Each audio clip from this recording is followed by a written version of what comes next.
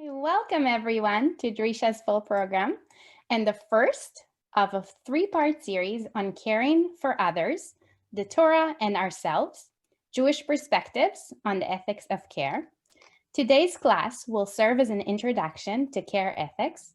We'll explore some of the key philosophical ideas that care ethicists have presented, and then use them to analyze a few sugiyot about how caring for children can make us better halachic decision makers. It's my pleasure to introduce Sarah Zager tonight. Sarah Zager is a doctoral candidate in religious studies and philosophy at Yale University, where her research focuses on the influence of Judaism and Christianity on moral philosophy. Originally from Albuquerque, New Mexico, Sarah earned an MA in religion from the University of Chicago Divinity School and a BA from Williams College. She's currently a David Hartman Center Fellow at Shalom Hartman. I was a David Hartman Center Fellow. I'm no longer, actually. But oh, sorry. might be an old bio. That's okay. Thank you for the correction. She was a David Hartman Center Fellow at the Shalom Hartman Institute of North America. She was also a recipient of the Leo Baeck Fellowship and Cardozo Law School's Jewish Law and Legal Theory Graduate Fellowship, and has learned at Yeshivat Hadar. Sarah has written for the Leras Jew School, the Journal of Jewish Ethics, the Journal of Textual Reasoning, and the Journal of Religion. With that, I'll turn it over to you, Sarah. Thank you so much. It is really a pleasure to be here with you on this, at least where I am, slightly chilly New England evening for this series on care ethics. So I want to give you just a little bit of a heads up of where we're headed over the course of this series and then over the course of the next hour. So in this series, we're going to be using care ethics, which is a sort of growing strong field in philosophy and religious studies and Jewish studies especially, to illuminate some Jewish sources, but also to use Jewish sources to help us kind of expand our notion of the ethics of care and actually see if we can do some new philosophy with the Jewish sources. So over the course of this series, today, as you heard, is going to be a kind of introductory class on what is this field of philosophy and how might it be helpful to us. So we'll connect it up with a couple of rabbinic texts.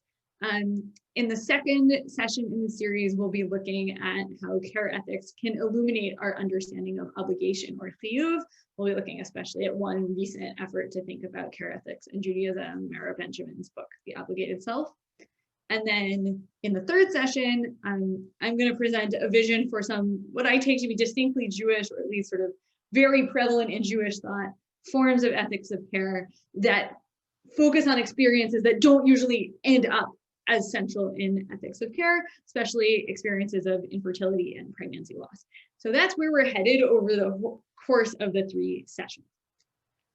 So today, really what I want to do is give us a sense of what is this field of philosophy called care ethics and why might we be interested in thinking about it in relation to Judaism. So I think we often have a sense that ethics plays some sort of central role in Judaism and in Jewish life, but we don't always have, I think, very clear terminology about what that looks like. We're looking for something more specific than just, does this seem right to me? And then just saying, oh, well, my Judaism takes ethics seriously. And what I mean by that is just doing what I think is obviously the right thing to do. We want something a little bit more complex and that might at least accommodate some humility about thinking we might be wrong or we might be kind of misunderstanding the overall ethical situation. So at the same time, we often have a sense, I think, that mitzvot ben adam lechavero, commandments between people are both central to Judaism and also kind of underdefined or not spelled out super clearly, right? So we have a general sense that it's good to, let's say, care for the vulnerable, but we might not always have at the same time a clear sense of what that looks like in every situation. So philosophers are really good at kind of those narrower, drilled down kinds of questions of like, what does it look like in this situation? How would we think about it in that situation?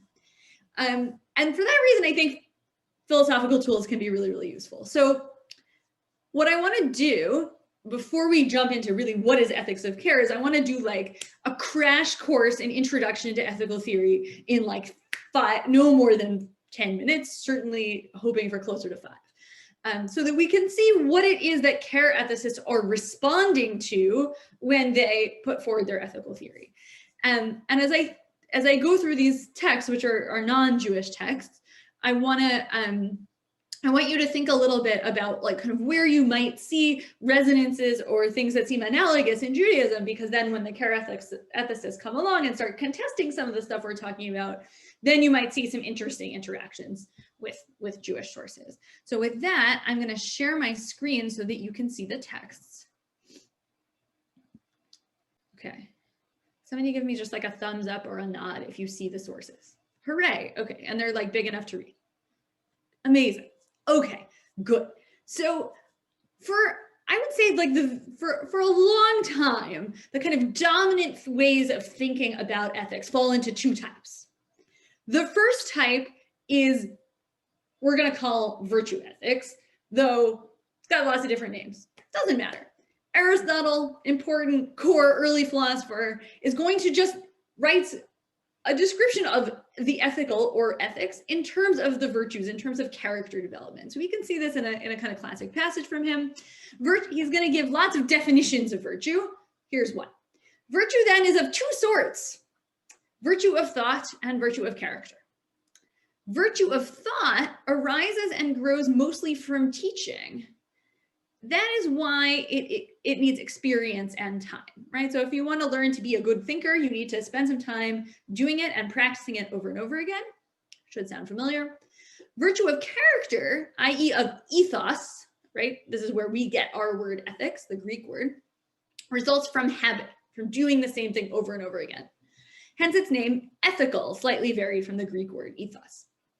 For what we do in our dealings with other people makes some of us just, some unjust. What we do in terrifying situations and the habits of fear or confidence that we acquire makes some of us brave and others of us cowardly. The same is true of situations involving appetites and anger. For one or another sort of conduct in these situations makes some temperate and some mild, others intemperate and irascible. To sum it up in a single account, a state of character results from the repetition of similar activities.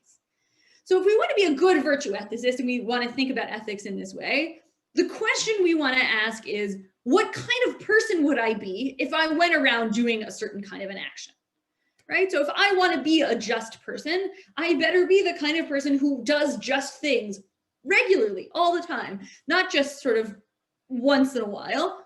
But what I'm looking at is the whole picture of the person. So sometimes philosophers like to call this an agent-centered approach, where we are looking mostly at the person overall, not just whether they did one good thing in one situation, but kind of what's the big picture. So that's one side of the coin. Now we're going to go to like kind of the opposite end of the spectrum from the philosophical perspective. And this is our friend Immanuel Kant, who we've given you a nice little small chunk of, but he's sort of considered the father of the school of what philosophers love to call deontology, very like technical term, but thinking about ethics in terms of rules, right? So you might think that what ethics is just behaving according to the right rules. You're going to sort of follow a set of things that tell you what to do, and if you do all of those things, everything that you have some moral duty to do, then you're doing well. Right? Kant wants to tell you that it's not just that it's about rules, but it's actually about rules that I make for myself. Right? So here's what he's going to say in the part that I bolded for you. It was seen then that the human being is bound to laws by his duty, but it never occurred to them, these are wrong ethicists, that he is subject only to laws given by himself. So the person makes laws for himself, but still universal, in that he is bound only to act in conformity with his own will, which, however, in accordance with nature's end, is a will-giving universal law. Now, there's a lot like of philosophy speak here, but let's just break it down. So everybody makes a law for themselves. That law, however, is not just particular to me. It's not just Sarah's law or Jonathan's law. It's actually, in the end, everybody makes the same law. So it's true that I legislate my law for myself, but actually everybody makes the same law together. So there's a set of rules. Kant has a whole procedure for telling us how exactly what they are. We're not going to get into that mess for the moment, but there's a set of rules that we follow. And we can actually decide what the set of rules ought to be just by going through a certain kind of like thought experiment to think through what are the rules I would choose to legislate for myself. That picture, the Kantian picture where there's a sort of imagined set of rules that I legislate for myself, has a kind of a cousin, let's say, in political philosophy. So not just talking about what's ethical for me to do, but ethically, but the right thing to do for a whole political system. And the passage the next passage from Hobbes is really important to understand the characteristics we're going to talk about, because they love to hate this passage. They find it and they go crazy because they're like, how could he possibly say this crazy thing? So here's a crazy thing that he says: let us consider men as if but now sprung out of the earth, and suddenly, like mushrooms, come to full maturity without all kind of engagement to each other. So Hobbes is going to say, I want you to, when I want you to figure out how to live with other people in some kind of political environment, what I want you to do is imagine people as if they were like mushrooms that just spring up out of nowhere. They have no background. The question is like, why would Hobbes want to say this thing, which is on the basic level kind of silly, right? It's a silly metaphor. The idea he's got in his head is there's something kind of inherently worrisome about people's family connections and identity and sort of particular sense of who they are that's a threat to other people. So if I have one particular identity and you have your particular identity and they clash, oh no, we're not going to be able to have a very good political conversation. So when I come into the political public sphere, I better check all that family stuff at the door. Right? I am a mushroom. I came out of nowhere. I don't have parents. I don't have siblings. I don't have any of it. Because that is, for Hobbes, the stuff of conflict. And he's really, he's a thinker steeped in the English Civil War and all kinds of complicated moments in his own political reality. So he's like really worried about this. Okay, so we've now done intro to moral philosophy for freshmen in a semester in 6 minutes. Way to go, everybody. What's important here? I want to just pull out all of the kinds of senses of abstraction or even of just like distancing from your normal life that has gone on here, right? So with Hobbes, we've decided we're going to check our family life at the door. That's one way in which like you're just distancing yourself from your lived reality. For Kant, it's about a law I legislate for myself, but in some sort of thought experiment. And actually what's particular about me is not all that important.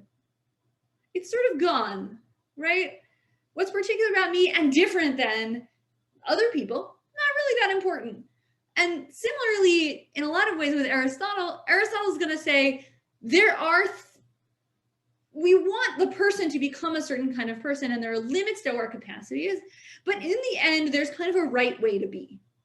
And there's a right way to be just. There's a right way to be fair. There's a right way to be courageous. Okay. And we just want to aspire to that.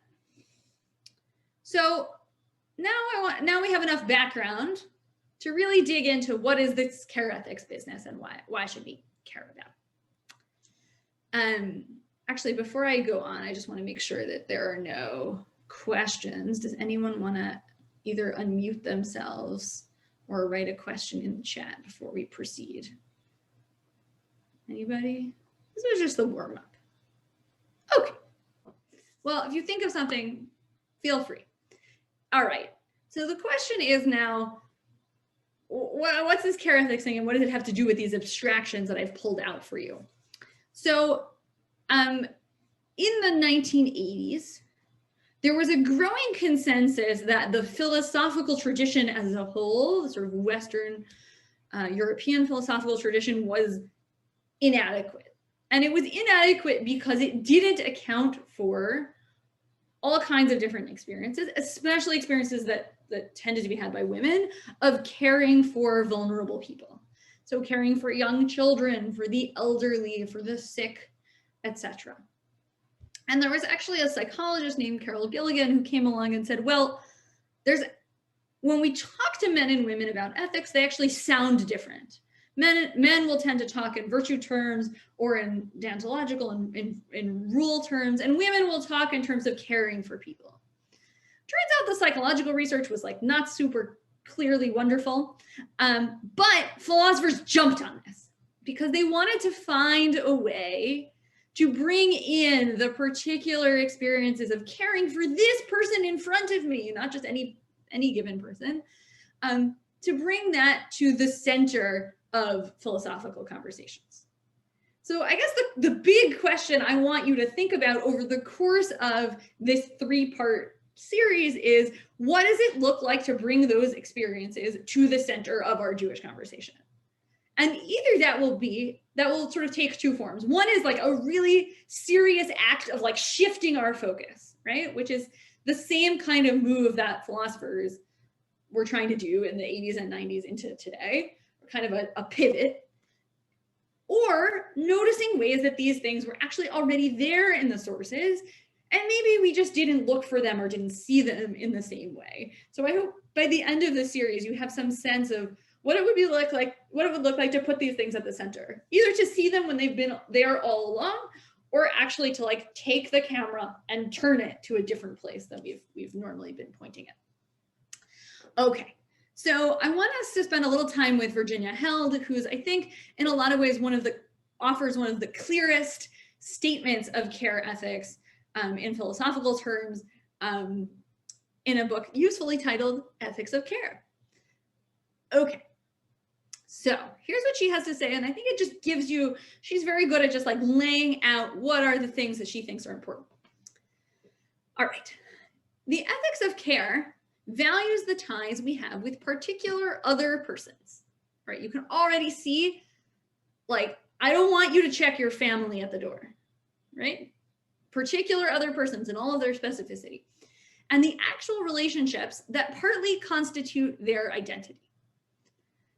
Although persons often may and should reshape their relationships with others, distancing themselves from some persons and groups and developing or strengthening ties with others, the autonomy sought within the ethics of care is a capacity to reshape and cultivate new relations, not to ever more closely resemble the unnumbered abstract rational self of liberal political moralities.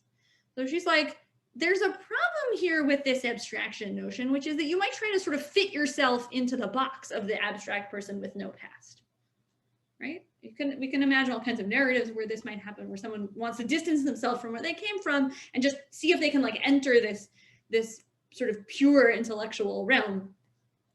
And she's going to say, like, that's not a good way to go. I don't want to do that. Those motivated by the ethics of care would seek to become more admirable relational persons in better caring relations. So what I want to do if I'm a care ethicist is see if I can improve and cultivate caring relationships with particular other people. Okay. Now, it's important to see that for her, this has the effect of sort of breaking down the whole system.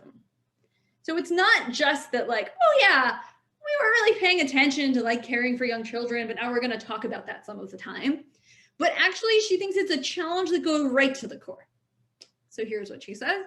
The ethics of care is a deep challenge to other moral theories, all the ones that I just introduced for you in the 6-minute whirlwind tour. It takes the experiences of women in caring activities such as mothering as central, interprets and emphasizes the values inherent in caring practices, shows the inadequacies of other theories for dealing with the moral aspects of caring activity, and then considers generalizing the insights of caring to other questions of morality. So instead of saying, oh, let me see what laws I can legislate for myself, and then if it ends up being about care, that's like fine, right? Which is sort of what a Kantian picture often looks like. She says, recentering this will have a lot of effects. And actually, she didn't say it super clearly in this passage, but in other places, she expresses a lot of hope for the way that if we focus our philosophical attention this way and our political attention this way, things could really kind of economically change. There can be big shifts across a wide range of places. In a way, I think that makes her both like really like empowering and wonderful to read, and also very frustrating, because to the extent that this philosophical project has been successful, its effects have been not as successful. Okay, so what are these women's experiences that she wants to talk about? I want you to notice this and hold it in your head if you're coming along for the whole ride for session 3, because it will pop up again. But I want to notice what experiences she takes as central. Women's experiences typically included cultivating special relationships with family and friends, rather than primarily dealing impartially with strangers, right? So not a Hobbesian picture of enter the public sphere and check your family at the door. And providing large amounts of caring labor for children, and often for ill or elderly family members. So if we want a political philosophy that will take women seriously, we have to take these experiences seriously, is what she's going to say. So again, this is a good place to think about, like, what would it look like to make these kinds of caring for your, elderly parents or grandparents, caring for young children as like the central activity that we are doing in Jewish communities? What would that look like? What would have to change? Right? Reimagine every conversation we've ever had about an Eruv right now. Okay, just like to give you one example. Affectionate sensitivity and responsiveness to need may seem to provide better moral guidance for what should be done in these contexts than do abstract rules or rational calculations of individual utilities. So it can't just be, right, that we're gonna like come up with a set of rules we're supposed to follow, or even a set of character traits that we're supposed to emulate, because that's not going to respond to this sort of particularly potentially feminine, coded feminine picture of or set of experiences that philosophy hasn't tended to take all that seriously. All right, so I want us to now think about what on earth does all of this have to do with Judaism, and sort of more broadly, what does this have to do with religion, right? The thinkers I've given you up to this point are not Jews. They're not thinking in these kinds of terms. But there are ways in which religious categories and ideas pop up in this literature, and kind of being cued into that will, I think, help us in the sources that we're going to read in the second half of our conversation today. So Nell Noddings is a care ethicist who comes even a little bit actually before Virginia Held, and writes a usefully titled book called Caring. All right, so she is gonna focus on a moment that actually pops up a lot in care ethics literature, which is the moment that stereotypically a mother, though we might imagine it could be any parent, holds their child for the first time. And this moment is like the moment that they love to talk about all the time. And in the third session, we're going to spend some time like kind of subverting that and thinking about like other models that could pop up that don't focus exclusively on this moment. But for the moment, no pun intended, I want you to just like see what she has to say about this and see where there are kind of theological like things bubbling up. All right, so for many women, motherhood is the single greatest source of strength for the maintenance of the ethical idea. Whenever you see the ethical idea in prose like this, just delete the an idea and just read ethics. It's much clearer, right? So motherhood is a central force in people's, for many women, in their sense of what it means to be an ethical person and what it means to act ethically. The young woman who has just given birth to a child may, if she has a religious faith, turn in wonder and gratitude toward God, the God she thanks for the safe delivery of her child. But she may equally well lie awake all night thinking on this strange God. Okay, what does she think is strange about God? What then of God or gods? Why, she wonders, would an all-knowing, all-good God create a world in which his creatures must eat each other to survive? There's like you almost wonder if she's hearing Eicha, she's hearing the Book of Lamentations and mothers eating their children here. Why, oh why, would he withhold his physical presence from them? Why would he demand that they, much needier and weaker, love him? so in some of these sources, you see this kind of like frustration with traditional theologies. But one thing that's sort of popping up here is, on the one hand, there's a sense of like, to give it Jewish language, like almost kedusha. In this moment, there's like something theological that makes her want to, this character that Nonnings is imagining makes her want to sort of engage religiously. But at the same time, she's dissatisfied with the categories that exist, this character. And she's dissatisfied with a God who seems abstract, right? Remember, we were already frustrated by abstractions in other kind of technical philosophical ways. Now we're frustrated by abstraction theologically. And we were also getting to be frustrated with a kind of set of demands that a God might, an abstract, let's say, set of demands that an abstract God might make of you. And also that God seems distant from caring labor, right? Like, let's just postulate for the moment that like the creatures eating each other to survive on the one hand and caring on the other are sort of posed as opposites. And this character is about to engage in some kind of caring labor, and God seems totally distant from that. And so this woman is frustrated by this picture of God. All right. So what I want to suggest to you,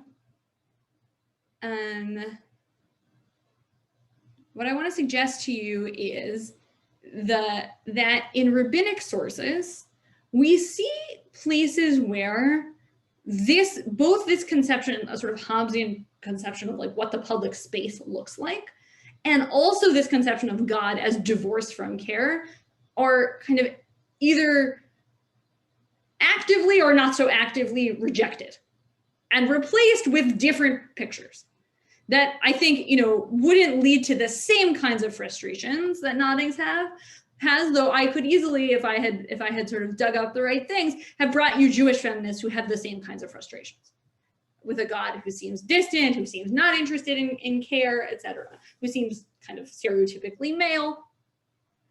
All right. So what I brought for you today in the next chunk are two pieces of rabbinic text, which I think give you a sense of some of these ways in which care ethics can kind of pop back up. All right. Questions or reactions before we head on? We have some reactions in the chats from before. Oh, lovely. Oh, yes, I see them.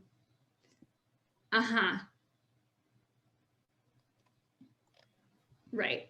So yeah, John, you're right about the Eruv conversation. I think this is like one place where like what it would mean to take an ethic of care seriously like would come to the fore by sort of not having that be derivative, right? Like there's a way in which the issue of like what does it mean to create a public Jewish space where no children can go or no babies can go is like the first question and not like 5 questions down the page.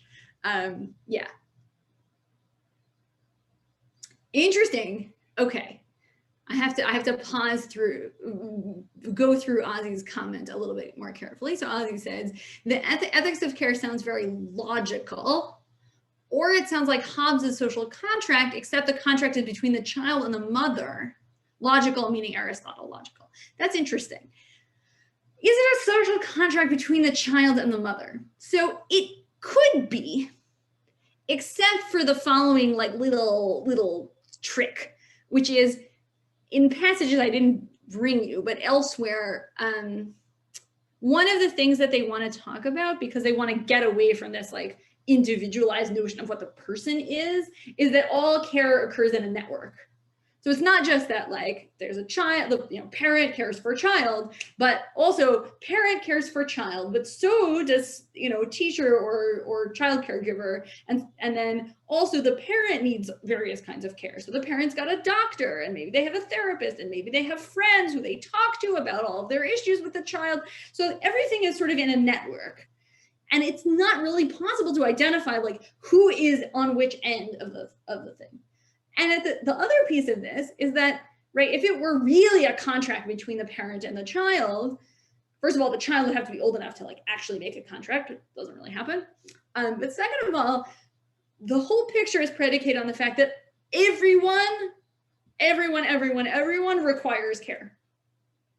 And the idea that there are some people who are like quote unquote independent and don't require care is a kind of farce that a kind of trick we've been deluded into thinking that by this whole tradition of philosophy. But in fact, everyone requires care at least at some point in their life, right? If no one took care of you as a baby, you would not survive. But also that you probably require care in lots of different ways that you don't necessarily take seriously. So it's not that like I have a social contract with my kid, but everyone is involved in a net of caring relations that can either go well or go badly. And we have some picture of what it looks like for a caring relationship to go well. Is that helpful? Yeah? Okay, amazing. So now I want us to spend some time with this text from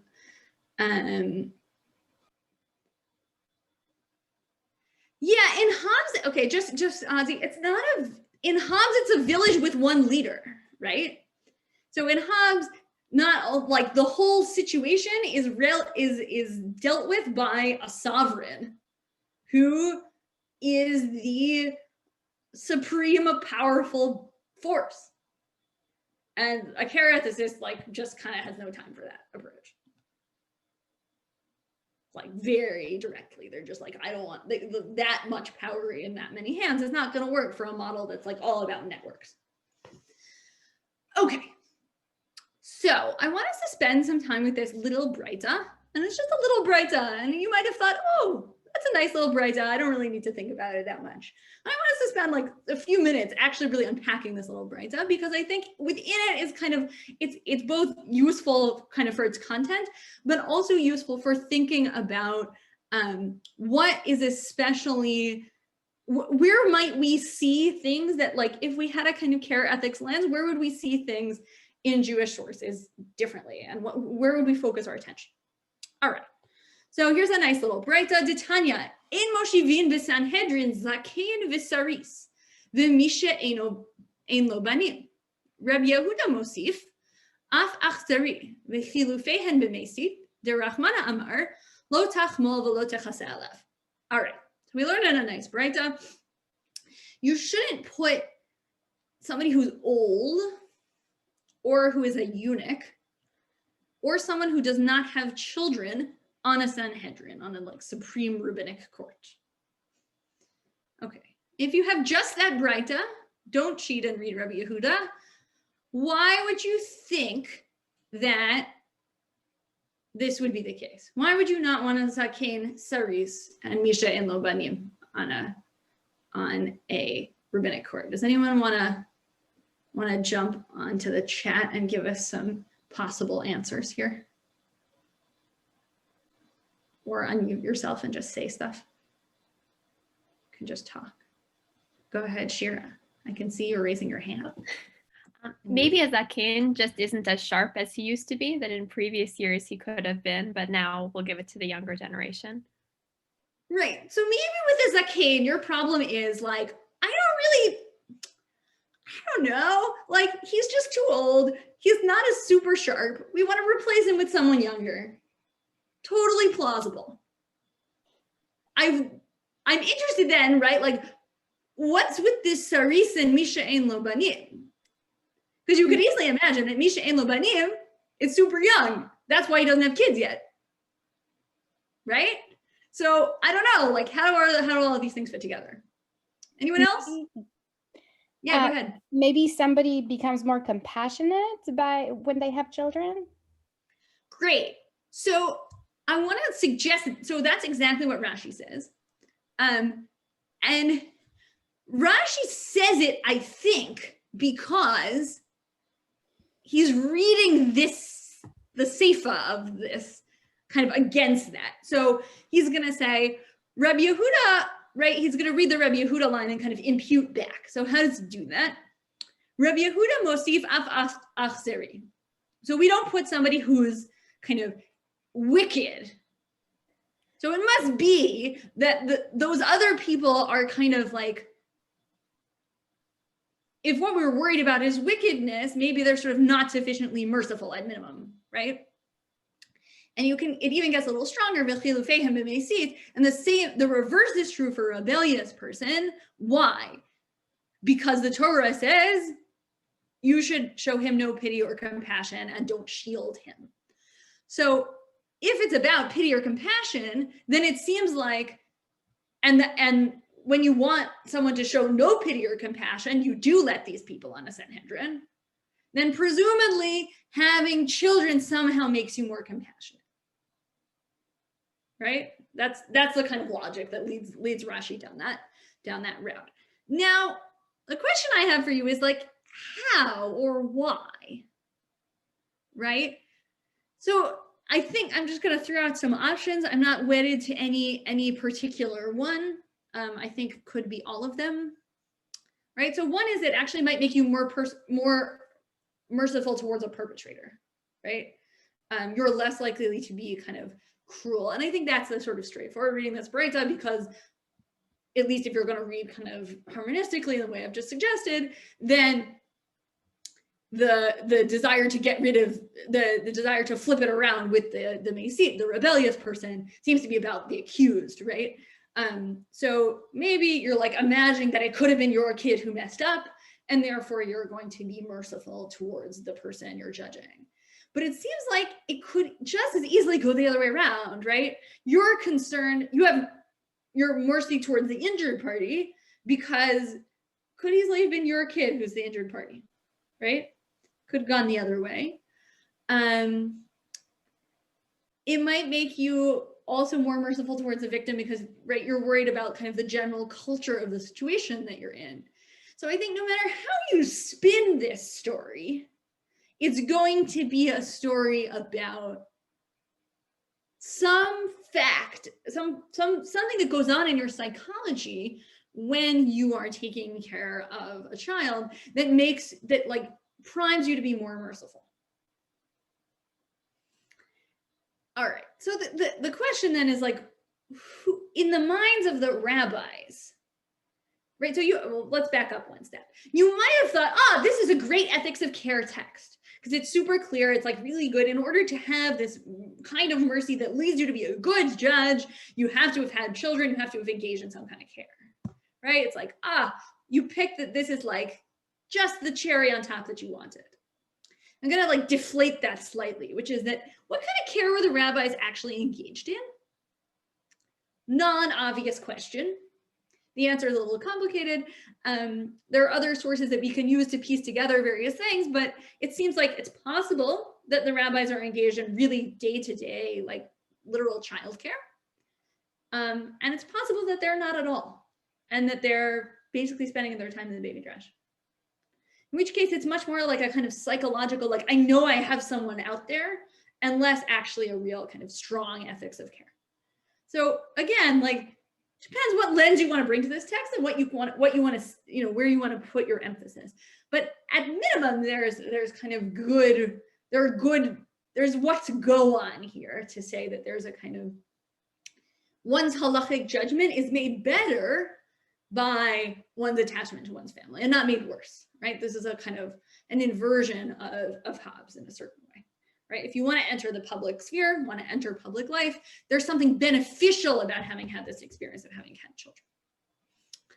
Okay, so in a certain way, I think that text gives you a taste, at least, of what it would be like to kind of correct to go in a sort of pro-care ethics direction with rabbinic sources, in the ways that rabbinic sources kind of already do that for you, with respect to what we can learn ethically and morally from the personal experiences we have of care.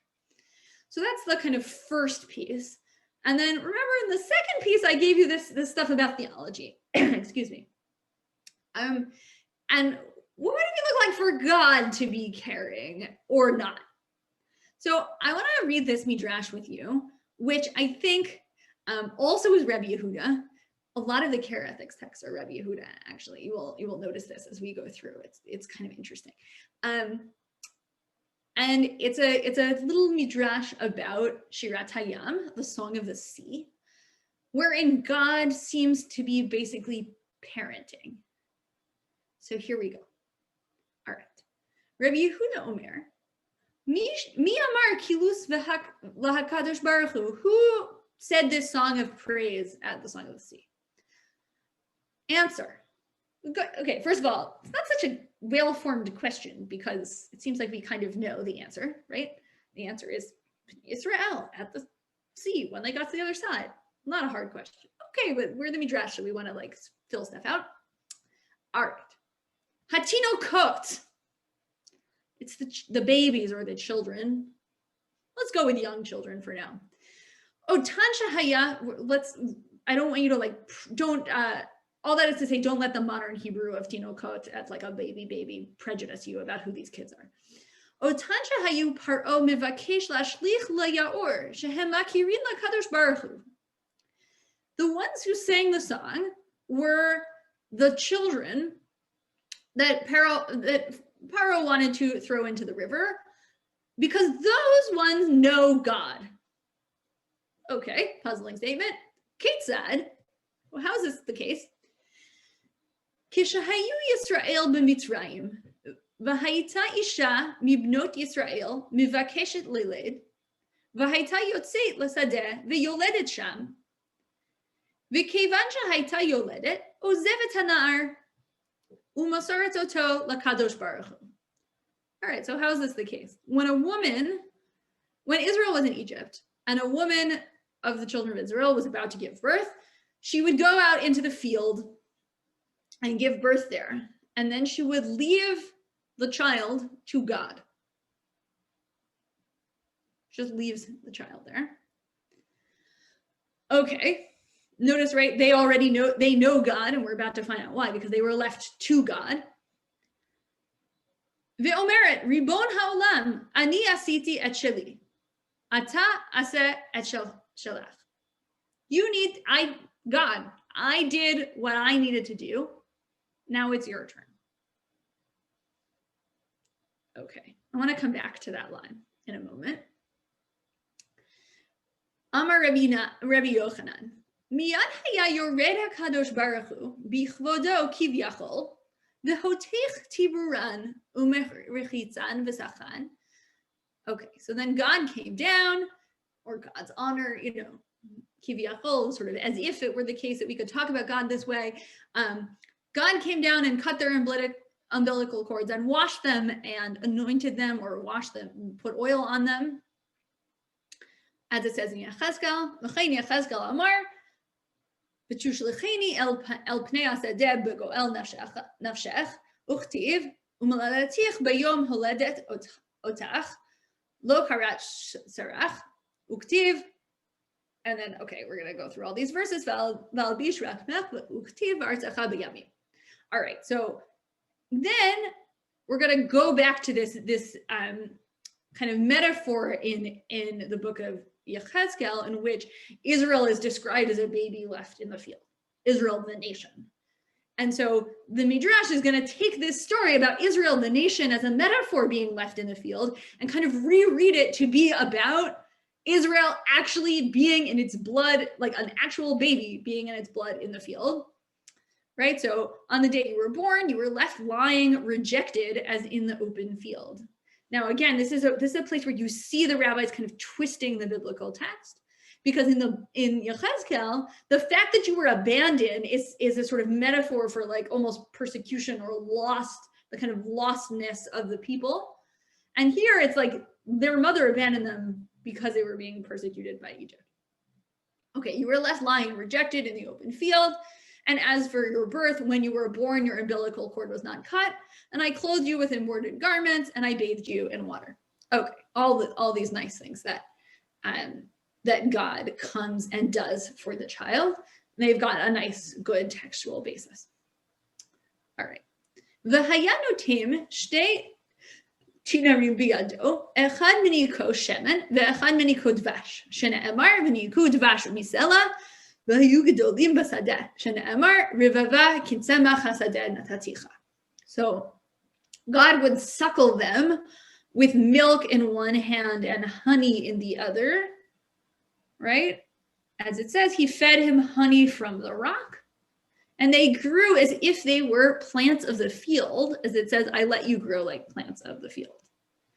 Now, what's notable about plants, if not mushrooms, right, is that they grow on their own. They don't need their parent plant to come and take care of them. But God seems to be caring for them, at least in some fashion. All right. Okay. וכיוון שהיו גדולים, היו נכנסים לבתיהן אצל אבותיהן, היו שואלים להם, מי היה זקוק לכם? So this is where I said I wanted you to not get biased by the modern Hebrew Tinokot, because these kids seem to be walking around and talking. Now, maybe that's the kind of miraculous voice of the Midrash. Maybe that's because they're like kind of young children who can talk. But they grow up at least a little bit. So when they grow up, they go to their houses where their parents lived, which they seem to know where they are. Again, maybe that's the miraculous voice of the Midrash. Maybe that's some other thing that's gone on here. All right. And somebody asked them, who was taking care of you? Like, how did you survive at all? היו אומרים להם, בחור אחד נאה ומשובח היה יורד ועושה לנו כל צרכנו, שנאמר, דודי צח ואדום דגול מרבבה. So, who took care of you? A nice, fine-looking, and praiseworthy young man came and took care of everything we needed. As it says, my beloved is clear-skinned and ready, preeminent among 10,000. Nice verse from Song of Songs. All right. וכיוון שבאו ישראל לים, היו אותן התינוקות שם. When Israel came to the ocean, to the other side of the ocean, to the sea, those children were there. והם ראו לקדוש ברוך הוא בים, והתחילו אומרים לאבותיהם, זהו אותו שהיה עושה לנו כל אותן הדברים כשהיינו במצרים. This is the one who did all those things for us when we were in Egypt. Shene'amar, ze eli ve'anve. Right? They're literally pointing, saying, that's the one. Okay. Wow. Crazy midrash, beautiful midrash, and very sweet in some ways, right? There are these children, they're kind of recognizing God in a way that their parents can't. So there's a way in which this is a kind of good antidote, right? You could sort of hand this midrash to this woman who's like, what's going on with this God who has nothing to do with care? You could hand this midrash over and say, well, look, here's a text that imagines God as like one of the central ways that we come to recognize God is by the way that God cares for children, at least in some way, right? And God caring for the children who themselves did not have anyone to care for them because of some sort of underlying persecution or problem. So on the one hand, right, we might say that that's what's going on. But I want to kind of complicate that up for a minute, which is who isn't doing the caring here? The answer is a human being, right? The mother is absent. The mother goes and says, okay, God, I did what I was supposed to do. Now it's your turn. I think there are a few different ways to read that. I'm interested if you have thoughts, please share them. One is a kind of exasperation, right? It's like, look, I can't do it in this like culture. I cannot survive. And so there's nothing I can do. I have to just hand this over to you because like you are not doing your job. Right? Not in the sense of like your job is to like suckle this baby, but your job is to create a world in which it's like possible for me to do that. And you failed. So like I did what I was supposed to do. Now it's your problem. I think that could easily be what's going on, right? In which case, like we're I think willing, at least I'm willing to kind of sit with that and feel like that seems justified in the context of this horrible situation with Paro and the rest of it. But I also think that we shouldn't get like too carried away with our care ethics framing and say, oh yeah, like this is text that totally makes good sense, like this is a totally reasonable position for the woman to be in, and it's actually like she's behaving totally reasonable. She hands him over to God and there's no problem here. Like the Midrash may be portraying a neglectful parent, right? And it may want you to know that. And the women here are not the kind of like righteous midwife picture, right, that we get in the biblical text itself, but instead a kind of somebody who's just opting out. Like, I can't care for this anymore. And then God sweeps it and does all the things the woman is supposed to have done. And notice one thing, Etzel avotehen, when they go back to their families. Now, avotehen can just mean parents, right? That could all be all that's going on. But at minimum, we don't see the women's voice appear. It could be that the women's voice is this voice who says, who took care of you? It may be the father's, it may be both of them. But we don't see a kind of distinct form of like feminine particular caring. Right? We see something else going on. So at minimum, I think in this Midrash, it's not so clear that like God's care is this model that then humans are sort of supposed to emulate or something. If anything, like human beings in this Midrash are portrayed as not particularly caring at all. And they're kind of juxtaposed to this God who sweeps in and cares for them, and who even, right, to the generation beyond the children, that caring God is not recognizable, right? So one of the things I think this Midrash does, and this is kind of the one of the versions of the thread that I want to pull through all three sessions, is one of the things that Midrash does is at the same time that it kind of centers care and makes us think about care, makes us think about its importance, it also kind of untangles what happens to people who feel like they can't care in the way that they want to. And so I think in this text, it's a form of exasperation. It's like, I just can't handle it. But there might be other things that are going on. And so some of these rabbinic texts that we're going to look at over the next three sessions are texts that help us see the ways that just a kind of pure rosy care picture that's just about the like sweet interaction between the mother and child is sort of insufficient, because it doesn't capture like all of the kind of wide range of human experiences of care, including ones where like your ability to care in the way that you want to is thwarted. Something that, you know, unfortunately is resonant to our culture. I'm going to take just a couple of these questions, and then in the meantime, you can hop in with some more as we go. So Shira asks us about this shelach. The short answer is I wish it were a feminine God language, but I don't think it is. It would be so lovely. No, I think this is just kind of like rabbinic Hebrew doing its weird thing. Yeah. But the idea, right, even if she's saying, there are lots of ways to read this remark, but one way to read it is, you're the God who cares for people. That's a kind of natural and obvious thing for me to say. Now do it. Right? Which means that she's not in the same place as this Nell Nodding's character. Right? She's in a different place. She thinks that it totally makes sense for God to care, and God is kind of doing a lousy job, potentially. Or on the flip side, she has like really a lot of faith in this God's ability to care, and so she's gonna just hand over her child. Like, you know, yeah.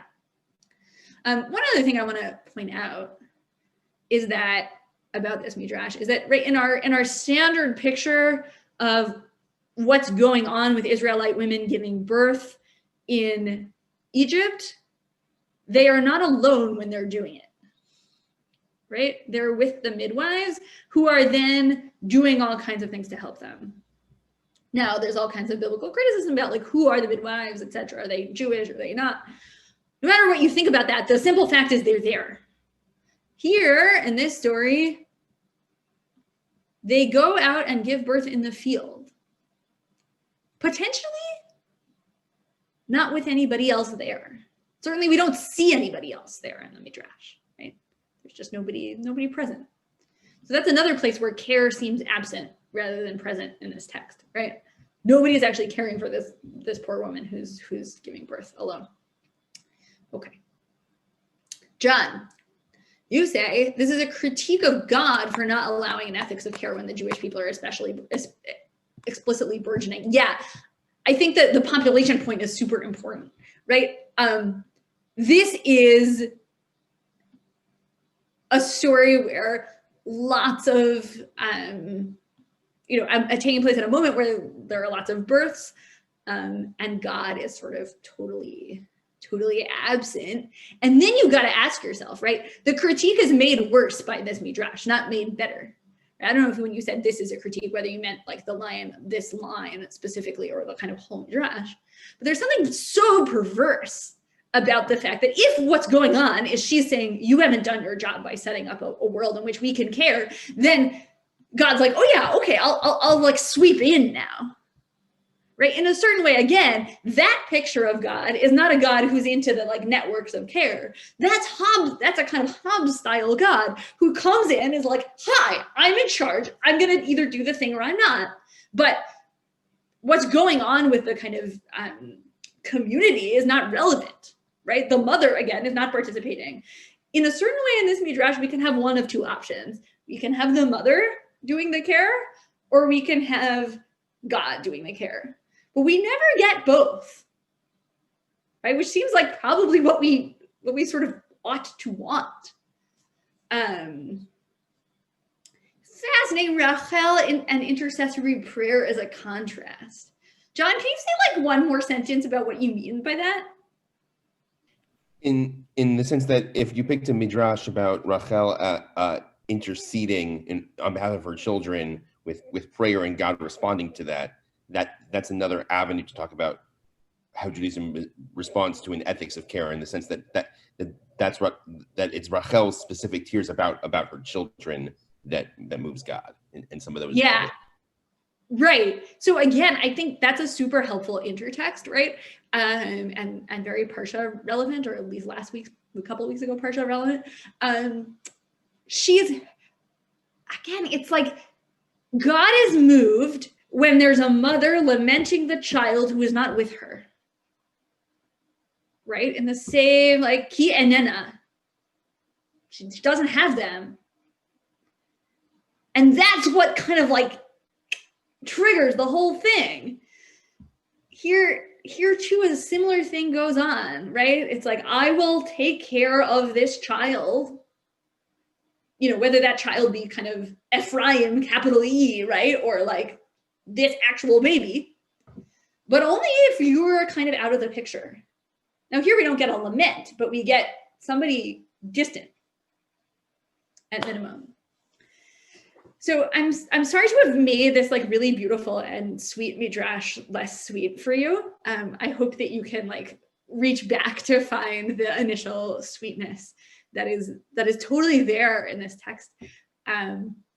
But I think it gives us a sense of like the kind of real way in which the sweet moments and some of these more intense and difficult ones are linked together.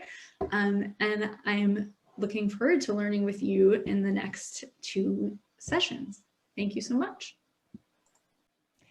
Thank you so much, Sarah, for a wonderful first class in this series. I'm really looking forward to the next one. And thank you to everyone else who joined us today on Zoom, on Drisha Live, and on Facebook. We continue our fall program tomorrow at 8 p.m. with the first part of a 3-part session with Rabbi Shlomo Zakir on virtual reality and genuine humanity. Can they coexist? In addition, we have many more classes happening right now. You can find out more information as well as the registration links on our website at www.drisha.org/classes, or you can watch live at www.drisha.org/live. Thank you again for this opportunity to learn with you, Sarah. And for everyone else who attended, we hope to see you soon at one of our upcoming classes at Drisha. Have a wonderful night. Thank you. Have a wonderful evening, everyone. Thank you. Thank you.